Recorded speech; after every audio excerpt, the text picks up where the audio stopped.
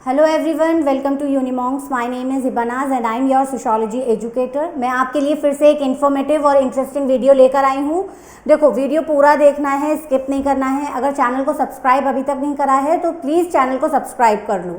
ये वीडियो आपके लिए बहुत ज़्यादा इन्फॉर्मेटिव है, बहुत ज़्यादा इम्पॉर्टेंट होने वाली है। देखो, हम सब जानते हैं कि CUET 2023 का एग्ज़ाम 21 मई से कंडक्ट करवाया जाएगा। तो फाइनल काउंटडाउन फॉर CUET 2023 अभी आज से ही अगर हम काउंट करें डेज तो 17 और 18 डेज हमारे पास बचते हैं प्रिपरेशन के लिए, CUET 2023 क्रैक करने के लिए और अपने जो भी हमारा ड्रीम यूनिवर्सिटी कॉलेज है उसमें एडमिशन लेने के लिए। तो ये वीडियो आप लोगों के लिए ही है, बहुत हेल्पफुल रहेगा, बहुत इम्पॉर्टेंट है। इसमें मैं आपको 6 से 7 स्टेप डिस्कस करूँगी आपके साथ जो आपके लिए बहुत इम्पॉर्टेंट रहेंगे आपकी प्रिपरेशन में। 16-17 दिन में कितनी तैयारी कर पाओगे हम सब जानते हैं, है ना। बहुत ज़्यादा नहीं हो सकती, लेकिन अगर हम कुछ स्ट्रैटेजाइज करें, ठीक है, कुछ पॉइंट्स, कुछ इंपॉर्टेंट स्टेप्स को फॉलो करेंगे तो हम क्या कर सकते हैं, ज़्यादा से ज़्यादा अपनी तैयारी अच्छी कर सकते हैं। तो कौन से वो इम्पॉर्टेंट स्टेप्स हैं जिनकी मैं बात कर रही हूँ। देखो, सबसे पहले हमें क्या करना है, मेक द फाइनल प्लान। अब जो कुछ होगा सब फाइनल होगा। कल कल कल इस पर नहीं टाल सकते। अब वो कल आज आ चुका है। 16-17 दिन में कितना पढ़ पाएंगे हम जब तक के स्ट्रैटेजाइज नहीं करेंगे। तो वही स्ट्रैटेजी मैं आपके लिए लेकर आई हूँ कि 17 से 18 दिन में आप अपनी प्रिपरेशन को कैसे बूस्टअप कर सकते हो। तो देखो, सबसे पहले हमारा क्या है, pending syllabus. To make a plan to cover pending syllabus. हमें क्या करना है, जितना भी हमारा सिलेबस बचा हुआ है उसको कवर करना है, ठीक। अब देखो आगे क्या है हमारे प्लान में, हमें और क्या रखना है, रिवीजन साइकिल। हमें क्या करना है, देखो हम सिर्फ पढ़ते चले जाएंगे अपने सिलेबस को कवर करने के लिए और हम रिवाइज नहीं करेंगे तो हमें कुछ भी याद नहीं रहेगा। सब यहाँ आएगा पहले, ठीक है, किताब से हमारे दिमाग में और फिर दिमाग से ऊपर निकल जाएगा। आज पढ़ेंगे, कल तक याद नहीं रख पाएंगे कि क्या याद रखा था। तो रिवीजन बहुत इंपॉर्टेंट है। थर्ड स्टेप क्या है हमारा, चैप्टर वाइज प्रिपरेशन। अब ये चैप्टर वाइज क्यों, देखो हम सब जानते हैं हमारा NCERT बहुत इंपॉर्टेंट रोल प्ले कर रहा है CUET में। लास्ट ईयर जितने भी सवाल पूछे गए थे वो पूरे के पूरे NCERT बेस्ड थे, वर्ड टू वर्ड वहाँ से उठाया गया था। अब आगे चांसेस तो ये हैं कि NCERT से सवाल पूछे जाएंगे, मे भी बाहर से भी पूछ सकते हैं, है ना। तो NCERT के जो चैप्टर्स हैं आपके लिए वो बहुत इंपॉर्टेंट है, आपका वो सिलेबस। तो आपको चैप्टर वाइज प्रिपरेशन करना है। तो अपने प्लान में क्या इंक्लूड करना है, आपको आपके NCERT के चैप्टर्स इंक्लूड करने हैं, पेंडिंग सिलेबस कंप्लीट करना है और उसके बाद उसको रिवाइज भी करना है। लास्ट पॉइंट देखो हमारे प्लान में क्या होना चाहिए, क्वालिटी ओवर क्वांटिटी। अब बात कहाँ शुरू हो रही है, क्वालिटी से। अभी मैं आपसे बोल रही हूँ 17-18 दिन है, चैप्टर वाइज प्रिपरेशन करनी है, तो आप लग जाओगे पढ़ने, धुआंधार, है ना, तैयारी शुरू हो जाएगी। आज एक चैप्टर कंप्लीट हो गया सुबह में, शाम में दूसरा चैप्टर कंप्लीट हो गया, रात तक तीसरा चैप्टर कंप्लीट हो गया। जब नेक्स्ट डे उठोगे तो ना फर्स्ट याद, ना सेकेंड याद, ना थर्ड याद। तो ऐसे नहीं करना है। अब क्या करना है, क्वांटिटी पे नहीं जाना कि 12 चैप्टर थे तो 12 के 12 पढ़ के एक बार में ही बैठ गए, ऐसा नहीं करना है। क्वालिटी पर जाना है। 2 चैप्टर पढ़ो, लेकिन ऐसे पढ़ो कि सवाल कहीं से किसी भी कोने से पूछ लें, किसी भी अंदर खाने से आप उसका आंसर कर पाओ, ठीक। तो हमें क्या करना है, क्वालिटी ओवर क्वांटिटी रखनी है। अब ये नहीं देखना कि सिलेबस पूरा कंप्लीट करना है, मैम ने बोला था कि पेंडिंग सिलेबस को कंप्लीट करना है तो धुआंधार हम पढ़ने में लग गए, ऐसा नहीं करना है। पढ़ना है, लेकिन ऐसे पढ़ना है कि चीज़ें याद भी रहें, दिमाग में रहें। एग्जाम में आंसर करना है ना, जाके सिर्फ बैठना थोड़ी है। तो हमारे प्लान में ये सारी चीज़ें होनी चाहिए। ये बहुत इंपॉर्टेंट एक हो गया हमारा पॉइंट। अब इस प्लान को एग्जीक्यूट करना है, उसके बाद कुछ हमारे टारगेट्स हैं जिनको अकम्प्लिश करना है या अचीव करना है। तो उसमें क्या क्या इंपॉर्टेंट चीज़ें होंगी, क्या क्या चीज़ें लगेंगी कि ताकि हमारा जो रेसिपी है वो बड़ा सा यम्मी यम्मी सा बन जाए, जो हमारी तैयारी है वो बहुत अच्छे से निकल कर आए। तो सबसे पहले शॉर्ट नोट्स। अब मैंने आपसे बोला कि पेंडिंग सिलेबस कंप्लीट करना है, चैप्टर वाइज प्रिपरेशन करनी है, तो उसके साथ साथ आपको क्या याद रखना है कि हमारे पास सिर्फ 17-18 दिन है, हमारे पास 3 महीने या 6 महीने का टाइम नहीं है। तो 17-18 में हम क्या पढ़ेंगे, शॉर्ट नोट्स पढ़ पाएंगे। एनसीईआरटी खोल के बैठोगे, इतने लंबे लंबे पैराग्राफ्स पढ़ने को बैठोगे तो वो नहीं पढ़ पाओगे। तो क्या पढ़ पाओगे, शॉर्ट नोट्स। तो शॉर्ट नोट्स हमारी बहुत हेल्पफुल करेंगे हमारे टारगेट को अचीव करने के लिए। सेकेंड हमारा क्या है, रिविजन साइकिल। जैसे मैंने आपको बताया कि हमें अपने प्लान में रिविजन साइकिल भी रखनी है, हमें पढ़ाई करनी है, उसको समझना है, उसको याद रखना है, फिर उसको रिवाइज करना है। रिवाइज भी कितना, 2 से 3 बार।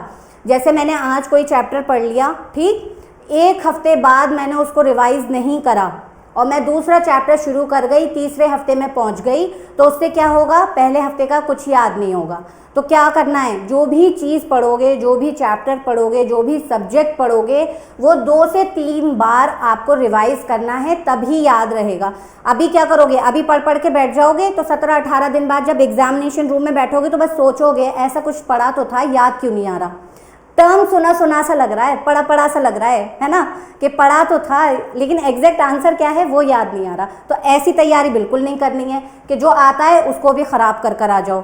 नेक्स्ट पॉइंट क्या है, प्रैक्टिसिंग चैप्टर वाइज क्वेश्चंस।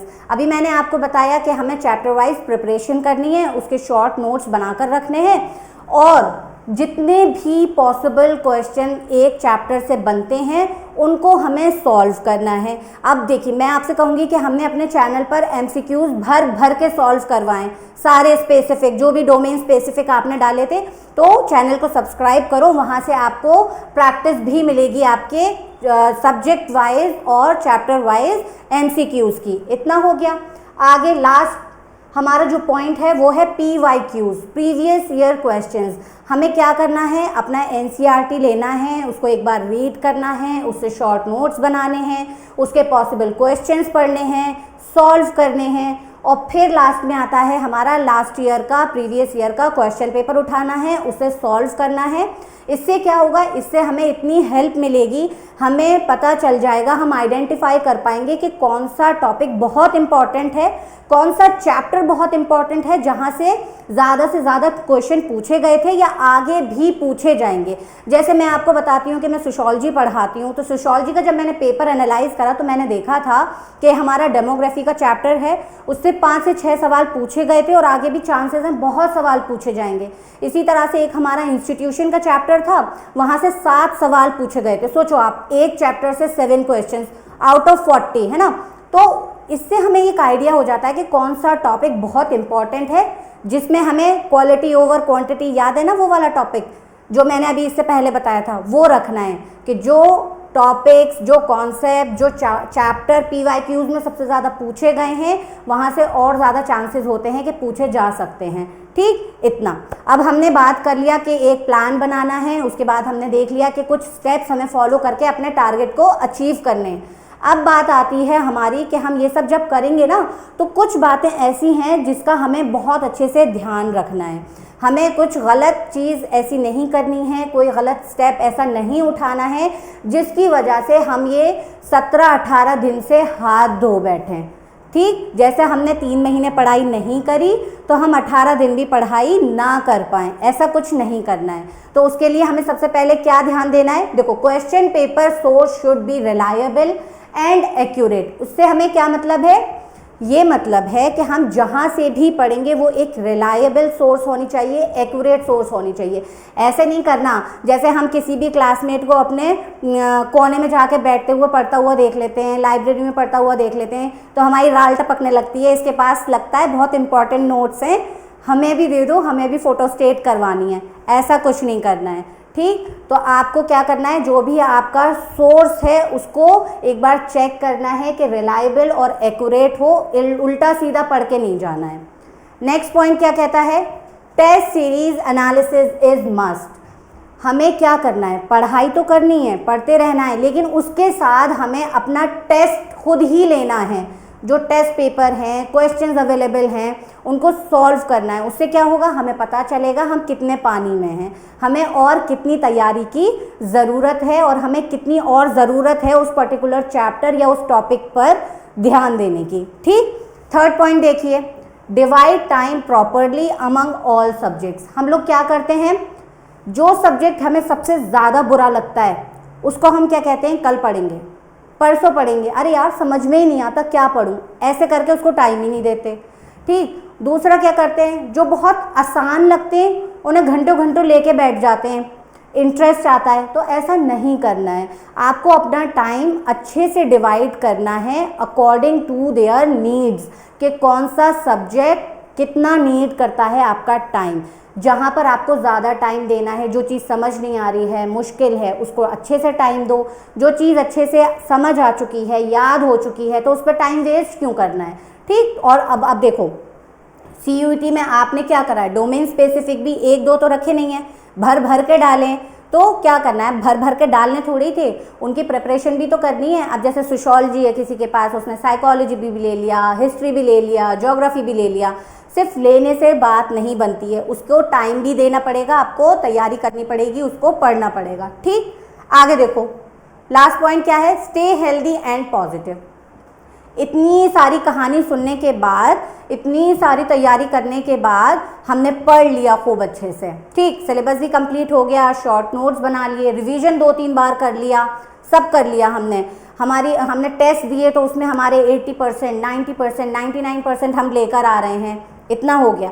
अब क्या हुआ, बाहर दोस्तों के साथ जा रहे हैं, मम्मी से बोल के अब तो पूरी तैयारी हो गई, अब घूम लें थोड़ा सा। ठीक है, मम्मा ने कहा चलो मेरा बच्चा पढ़ता रहता है, घूम कर आ जाओ फ्रेंड्स के साथ। बाहर खाकर आ गए उल्टा सीधा, घर आके पड़ गए बीमार। अब क्या हुआ, 1 हफ्ते बीमार पड़ गए बिस्तर पे। अब जो इतना भी पड़ा था वो तो सब गया यहाँ बाहर, एफिशिएंसी भी बॉडी की चली गई, अब उसको रिवाइज करने की भी। अब जा रहे हैं, अम्मा हाथ पकड़ के चल रही हैं एक तरफ अब्बा हाथ पकड़ के चल रहे हैं। मेरे बच्चे को डिप्रेशन हो गया है, एंजाइटी हो रही है, बहुत तैयारी करी थी लेकिन लास्ट टाइम पे उसकी तबीयत ख़राब हो गई, पैनिक अटैक आ रहे हैं। ऐसा नहीं करना है, अपनी लाइफस्टाइल अच्छी रखनी है, अपने लिविंग कंडीशंस को इम्प्रूव करना है, एक्सरसाइज करनी है, जंक फूड अवॉइड कर लो, 17-18 दिन ही तो अवॉइड करनी है। जब एडमिशन ले लोगे उसके बाद क्या करोगे, फ्रेंड्स के साथ कॉलेज में जाके बैठ के कैंटीन में गप्पे मारोगे, स्नैक्स खाओगे।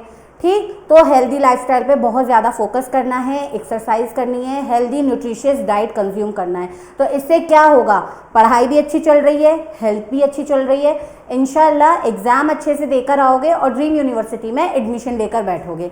इतना तो देखा, इतने इंपॉर्टेंट स्टेप्स हैं और यकीन मानो ये स्टेप्स फॉलो कर लो, देखो आपको 18 दिन में ही लगेगा कि आपने जितना 3 महीने में पढ़ा था उतना आप ये 18 से 20 दिन में पढ़ चुके हो और इतनी तैयारी कर चुके हो।